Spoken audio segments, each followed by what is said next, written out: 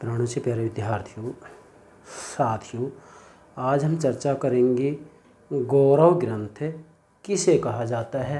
Lecture number 22। Dear students, यदि हमें पश्चिमी राजनीतिक चिंतन को अच्छे समझना हो, भारतीय राजनीतिक चिंतन को अच्छे समझना हो, तो बेटा इसके लिए ज़रूरी है कि हमें ये मालूम होना चाहिए कि गौरव ग्रंथ या अमर कृति या क्लासिक्स क्या होता है। क्योंकि जब हम भारतीय राजनीतिक चिंतन का अध्ययन करते हैं और उसमें प्राचीन भारतीय राजनीतिक चिंतन का अध्ययन करते हैं तो बेटा मनु की मनुस्मृति है, कौटिल्य का अर्थशास्त्र, शुक्र का शुक्र नीतिसार, ये डेफिनेटली मैं कह सकता हूँ कि गौरवमयी ग्रंथ हैं, ये अमर कृति हैं, ये अमर रचनाएं हैं, ये अमर पुस्तकें हैं। ये ऐसे ही पश्चिमी राजनीतिक चिंतन में भी जैसे कि प्लेटो की रिपब्लिक है, लॉज है, अरस्तु की पॉलिटिक्स है, तो इस तरीके से एक्विनास, हॉब्स, लॉक, रूसो, मील, बेंथम, कार्ल मार्क्स, ये ढेरों पश्चिमी राजनीतिक विचारक हैं। तो बेटा इनके द्वारा जो लिखी गई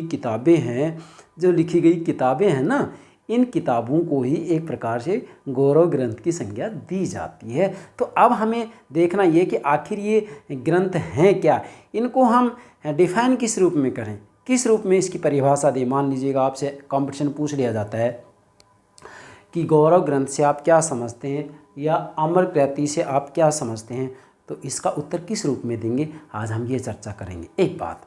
दूसरी बात ये बेटा कि जितने भी गौरव ग्रंथ हैं, अमर कृति हैं, कालजयी कृतियाँ हैं, बेटा इन ग्रंथों में राजनीतिक सिद्धांतों की विवेचना मौजूद है। इसलिए राजनीति के अध्ययन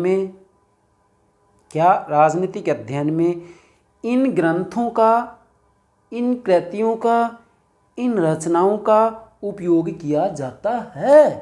कैसे, हमें ये समझना है। बस मैं तो शुरू में ये संकेत कर रहा हूँ बेटा, आपको यदि पश्चिमी राजनीतिक चिंतन को अच्छे समझना है तो आपको पहले ये जानकारी होना जरूरी है कि आखिर ये गौरव ग्रंथ या गौरवमयी ग्रंथ या अमर कृति या क्लासिक किसे कहा जाता है, ये समझ जाएंगे तो इसके बाद में हम फिर ये बताएंगे कि भाई जो गौरव ग्रंथ हैं इनकी क्या उपयोगिता है।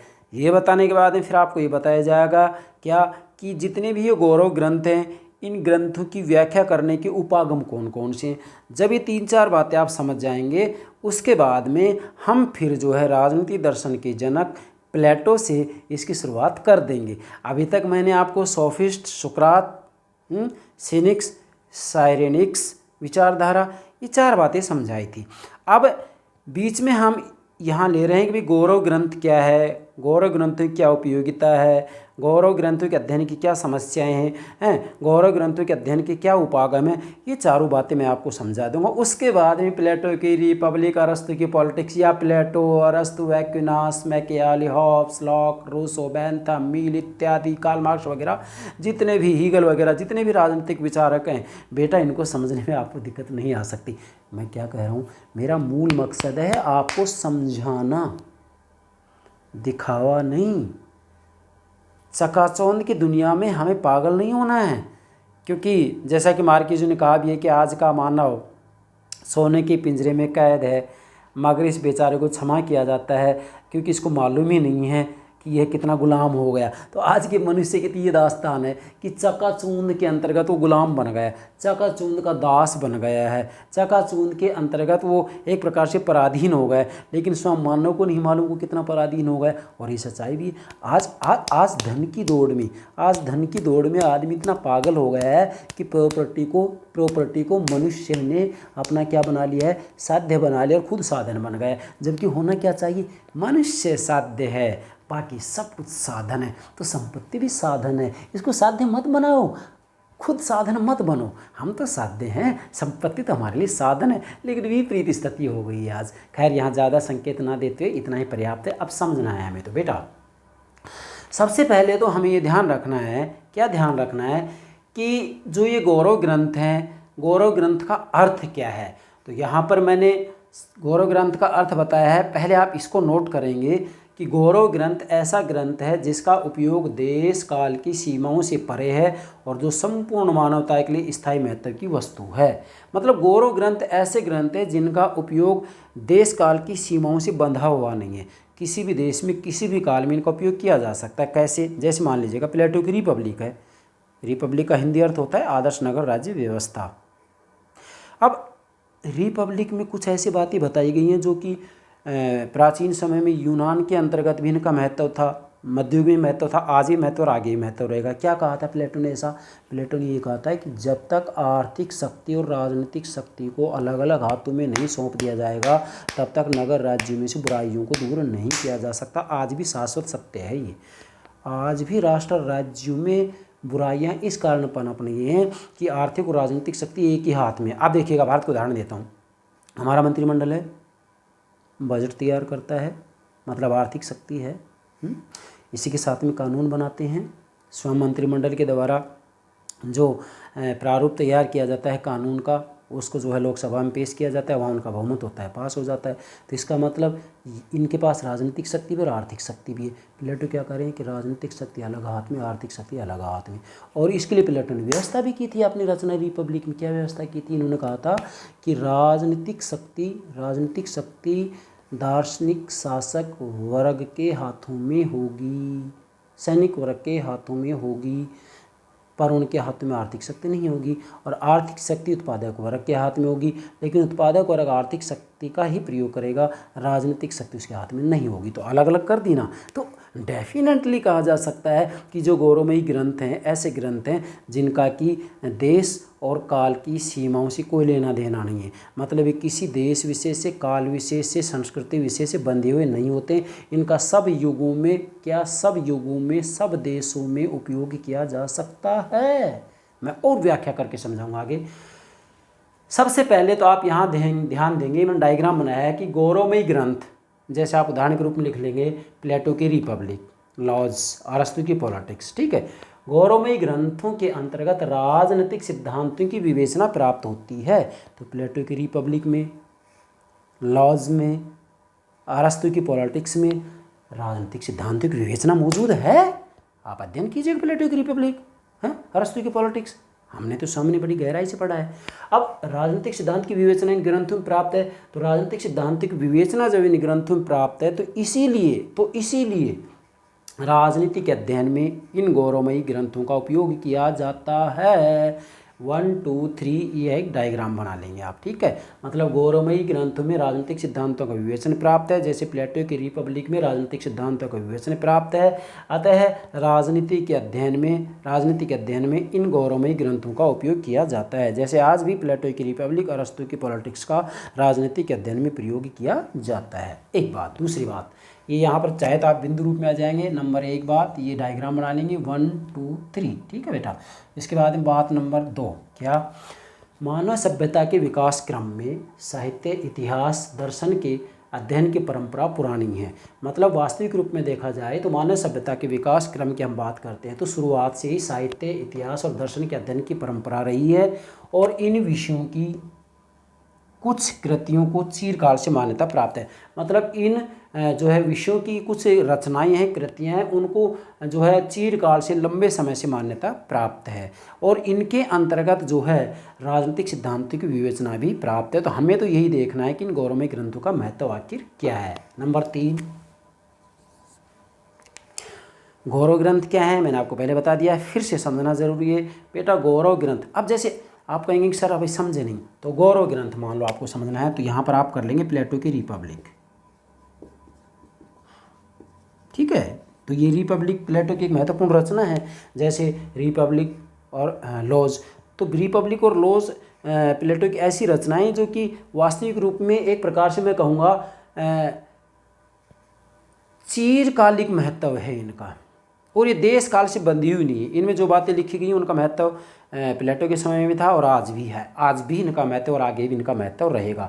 तो जिन जिन ग्रंथों में ऐसी बातें होती हैं जिनका महत्व जिस समय लिखी गई उस समय भी है और आज भी है और आगे भी रहेगा, इसका मतलब वो गौरवमयी ग्रंथ है।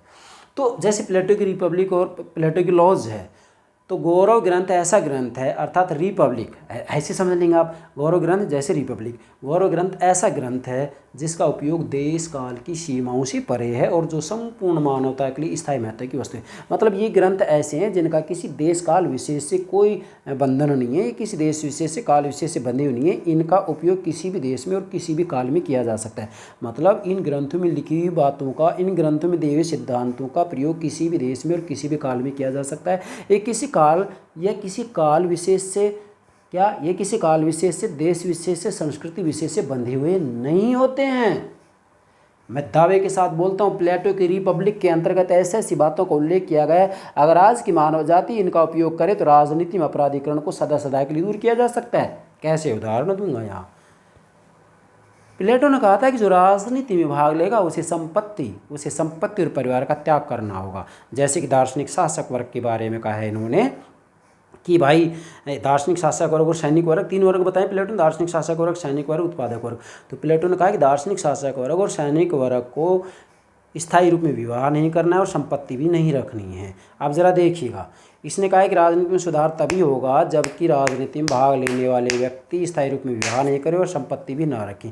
लेकिन आज का दौर तो विपरीत है, आज तो राजनीति में भाग ही संपत्ति के लिए लेते हैं। और रही बात विवाह की, तो एक विवाह तक तो सीमित ही नहीं रहते हैं ये लोग, 1 2 3 4 5, ये तो प्रत्यक्ष और अप्रत्यक्ष रूप में न जाने क्या कुछ होता है।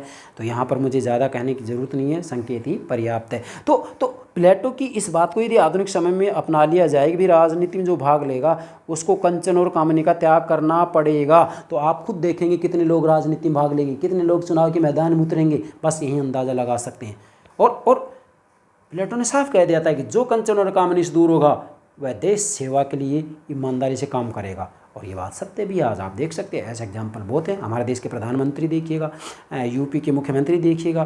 तो मैं यहाँ ज़्यादा संकेत ना कर इतना ही कहूँगा कि आप देखिएगा ये कंचन और कामनी से दूर हैं, तो इनके डिसीजन भी देख सकते हैं आप। बस ये प्लेटो की जो बातें हैं ना, ये डेफिनेटली ऐसी है जो कि किसी देश विशेष से, काल विशेष से बंधी हुई नहीं है। इनको किसी भी देश में, किसी भी काल में, किसी भी संस्कृति विशेष में लागू किया जा सकता है। अब आगे बढ़ते हैं। इन्हें मतलब जो ये गौरव ग्रंथ हैं जैसे प्लेटो की रिपब्लिक, अरस्तु की पॉलिटिक्स, इन्हें अब जो ये गौरवमयी ग्रंथ हैं इनको और भी नाम दिए गए हैं। इन्हें क्लासिक भी कहा जाता है, कालजयी कृति, मतलब ये काल विशेष से, समय विशेष से बंधी हुई नहीं है। कालजयी कृति, अमर कृति, ये अमर ग्रंथ हैं, अमर कृति भी कहा जाता है, चिरसम्मत ग्रंथ भी कहा जाता है, चिरसम्मत ग्रंथ की संज्ञा भी दी जाती है। तो आप मान लीजिएगा ये पूछ लिया जाए कि कालजयी कृति किसे कहते हैं या अमर कृति किसे कहते हैं, तो यही आंसर होगा इसका। ठीक है बेटा। आगे एक विद्वान है डांटे जर्मिनो। डांटे जर्मिनो कह रहे हैं कि राजनीति दर्शन के जो विवेचनात्मक ग्रंथ अपनी गहराई, अनोखी सूझबूझ, प्रतिभाशाली संकल्पनाओं, चीर नवीन दृष्टि और उच्च स्तर के चिंतन के लिए विख्यात हैं, उन्हें गौरव ग्रंथ की संज्ञा दी जाती है। जैसे कि आप देखेंगे प्लेटो की रिपब्लिक है, लॉज है, अरस्तु की पॉलिटिक्स है ना, मैकियावेली का द प्रिंस है। तो ये ग्रंथ ऐसे हैं जिसके अंतर्गत ये सारी बातें आपको मिलेंगी। तो डांटे जर्मिनो के ये जो व्याख्यांश है इसको आप नोट करेंगे।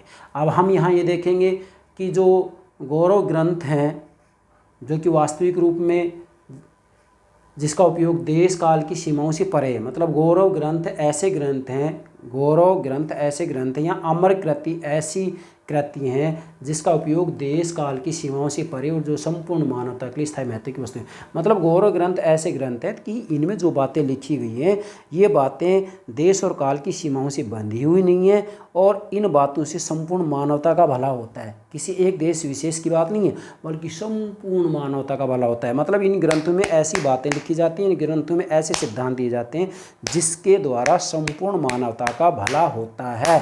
जिस ग्रंथ में ऐसी बातें लिखी जाती हैं उसे ही गौरव ग्रंथ की संज्ञा दी जाती है। अब ऐसे ग्रंथ कौन कौन से हैं? ऐसे ग्रंथ ढेरों हैं, अनेकों हैं, लेकिन कुछ महत्वपूर्ण जो ग्रंथ हैं उनके मैंने यहाँ नाम नोट किए जो कि वास्तविक रूप में गौरव ग्रंथ की श्रेणी में आते ही आते हैं। ये तो पश्चिम की बात है। और मैं फिर भारत का भी एग्जाम्पल दूंगा यहाँ कि भारत के अंतर्गत भी ऐसे ग्रंथ मौजूद हैं। देखेंगे ऐसे ग्रंथों के उदाहरण देंगे हम, लिखेंगे ऐसे ग्रंथों के उदाहरण। कैसे ग्रंथों की? गौरवमयी ग्रंथों के उदाहरण। कैसे ग्रंथ? ऐसे ग्रंथ जिसका उपयोग देश काल की सीमाओं से परे और जो संपूर्ण मानवता के लिए चिरस्थायी महत्व की वस्तु है। ये सारे के सारे ग्रंथ ऐसे हैं जिनका जो है उपयोग देश काल की सीमाओं से परे है। मतलब इनका उपयोग ये नहीं है कि जिस देश के विद्वान के द्वारा लिखी गई वहीं इसका महत्व नहीं, पूरी मानव जाति के लिए इनका महत्व है। ये ग्रंथ किसी देश विशेष से, क्या किसी देश विशेष से, किसी समय विशेष से, किसी संस्कृति विशेष से बंधे हुए नहीं हैं, बल्कि इनका उपयोग संपूर्ण मानवता के लिए है। इनका उपयोग संपूर्ण मानव जाति के भले के लिए है। इनका उपयोग संपूर्ण मानव जाति के हित के लिए किया जा सकता है। ये ग्रंथ संपूर्ण मानव जाति के हित के लिए लिखे गए हैं, हम तो ये कहेंगे। और जो ग्रंथ संपूर्ण मानव जाति के हित के लिए लिखा जाता है उसे गौरव ग्रंथ कहा जाता है। जिस ग्रंथ का उपयोग देश काल की सीमाओं से परे है उसे ही गौरव ग्रंथ कहा जाता है। जिस ग्रंथ के अंतर्गत ऐसी बातें लिखी जाती हैं जो किसी देश विशेष के लिए, किसी समय विशेष के लिए, किसी संस्कृति विशेष के लिए नहीं होती हैं, बल्कि पूरी मानव जाति के लिए होती है, उसको गौरव ग्रंथ कहा जाता है। इसके उदाहरण हैं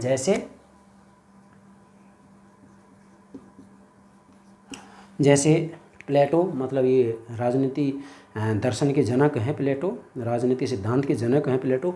तो प्लेटो ने वैसे देखा जाए तो लगभग 36 ग्रंथ लिखे हैं, लेकिन इनमें चूँकि हम केवल एग्जाम्पल ले रहे हैं कि ऐसे ग्रंथों की छटनी करें जो कि वास्तविक रूप में देश विशेष, समय विशेष की सीमा से परे हैं, उन ग्रंथों के नाम नहीं। बाकी और ये नहीं है कि केवल यही ग्रंथ हैं, नहीं, और भी ग्रंथ। अब प्लेटो ने तो लगभग 36 ग्रंथ लिखे हैं, तो उसमें केवल 2 ही ग्रंथ थोड़ी, और भी बहुत ग्रंथ हैं, लेकिन महत्वपूर्ण। जैसे प्लेटो की रिपब्लिक और लॉज प्लेटो का अंतिम ग्रंथ है, कानून। लॉज वृद्ध अवस्था में लिखा गया है, जबकि रिपब्लिक इसकी युवा अवस्था में लिखा गया ग्रंथ है, ठीक है। अरस्तु जो कि राजनीति विज्ञान के जनक है, इनकी रचना है एथिक्स, मतलब नीति शास्त्र, एथिक्स, पॉलिटिक्स, राजनीति शास्त्र। ऑगस्टाइन की सिटी ऑफ गॉड, क्या? सिटी ऑफ गॉड, ईश्वरीय नगर। एक्विनाज का है ट्रीटोज, क्या? ट्रीटीज ऑन लॉ, विधि विवेचना, ट्रीटीज ऑन लॉ, विधि विवेचना, ये एक्विनाज का है। मैकियावली जो कि आधुनिक राजनीतिक चिंतन के जनक कहलाते हैं, ठीक है बेटा, आधुनिक राजनीतिक चिंतन के जनक कहलाते हैं। और एक्विनाज ये मध्ययुग के प्रतिनिधि राजनीतिक विचारक है, ठीक है बेटा। तो मैकियावली का है प्रिंस, मतलब राजा, और डिस्कोर्स ऑन लीवी पर वार्ता, ये मैकियावली का ग्रंथ है जो कि एक गौरव ग्रंथ है। हॉब्स जो कि एक समझौतावादी विचारक हैं, इनका ग्रंथ है लेवियाथन का हिंदी अर्थ होता है विशालकाय जल जंतु जिसके आगे और पीछे दोनों तरफ मुख होते हैं। जॉन लॉक, ये भी जो है साम्यवादी विचारक हैं, इनकी रचना है second treatise on civil government, नागरिक शासन पर दूसरा निबंध। रूसो, सोशल कॉन्ट्रैक्ट, सामाजिक अनुबंध। हीगल, फिलोसॉफी ऑफ राइट, सत्य दर्शन। Marx, economic and philosophical manuscripts, मतलब आर्थिक और दार्शनिक पांडुलिपियाँ। और जर्मन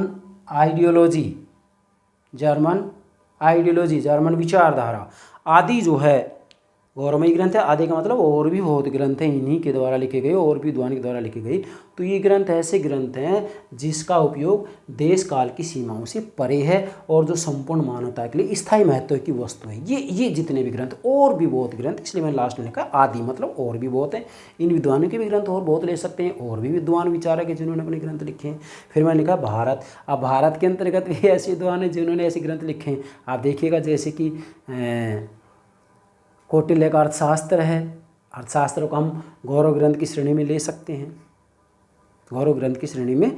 सकते हैं, तो इस तरीके से भारत के अंतर्गत भी मैं कहूँगा कि अनेकों विद्वान ऐसे हैं जिन्होंने ऐसी रचनाएं लिखी हैं। जैसे शुक्र का शुक्र नीतिसार है।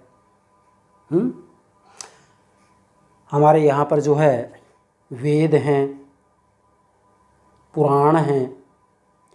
डेफिनेटली इनमें कुछ ऐसी बातें हैं जिनका संबंध किसी देश विशेष से, काल विशेष से नहीं है, बल्कि पूरी मानव जाति के लिए है। ऐसी ऐसी बातें लिखी गई जिससे पूरी मानव जाति का भला होता है। हमारे पुराणों के अंतर्गत भी बहुत ऐसी बातें लिखी गई हैं जिनका उपयोग संपूर्ण मानव जाति के लिए किया जाता है, किसी देश विशेष के लिए, केवल भारत के लिए नहीं बल्कि पूरी मानव जाति के लिए। तो बेटा गौरव ग्रंथ ऐसे ग्रंथ होते हैं जिनका उपयोग देश काल की सीमाओं से परे होता है, जैसे मैंने यहाँ लिखा भी है, उपयोग देश काल की सीमाओं से परे, और जो संपूर्ण मानवता के लिए स्थायी महत्व की वस्तु हैं। फिर बोल रहा हूँ, गौरव ग्रंथ ऐसे ग्रंथ हैं जिनका उपयोग देश काल की सीमाओं से परे है और जो संपूर्ण मानवता के लिए स्थायी महत्व की वस्तु हैं। क्या? जो संपूर्ण मानवता के लिए स्थायी महत्व की वस्तु हैं जिनका उपयोग देश काल की सीमाओं से परे है। ऐसे ग्रंथ जो होते हैं उनको गौरव ग्रंथ कहा जाता है, अमर कृति कहा जाता है, क्लासिक कहा जाता है, कालजयी कृति कहा जाता है, चीरसम्मत ग्रंथ कहा जाता है। ठीक है, कितने नाम हो गए? गौरव ग्रंथ, अमर कृति 2, क्लासिक 3, कालजयी कृति 4, अमर कृति हमने बोल दिया है, और चीरसम्मत ग्रंथ 5। तो इसको विशेषकर 5 नामों से संबोधित किया जाता है।